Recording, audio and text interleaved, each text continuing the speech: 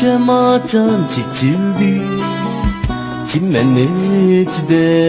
yarım çiçilişte kim bildi çimenecide Cemacan çiçildi çimenecide yarım çiçilişte kim bildi çimenecide Öz vaxtıda yaxşıdıq Çiməkçədə, bahçədə Ayrılışda kim bildi Çimənəcdə Öz vaxtıda yaxşıdıq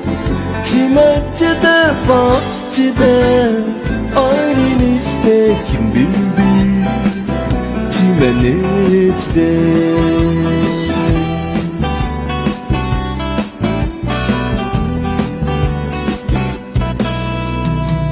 Bir şimdiki romanım çimenecde yarın Gülşah'a indi çimenecde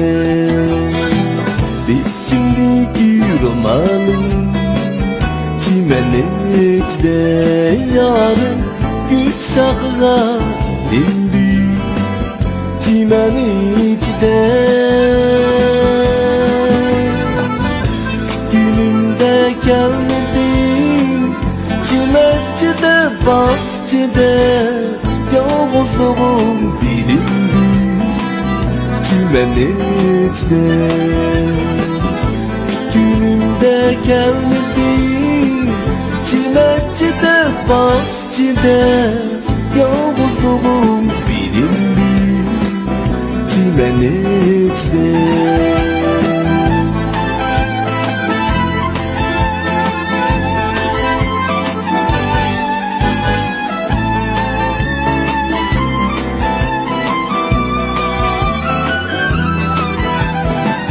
Akşam çıkan kar buran çimenecde yarım Gülşahını kayrıydı çimenecde Seni güylep nakşa etsem çimenecde bahçede Bu bulmuluk sayrıydı çimenecde Seni güylep nakşa etsem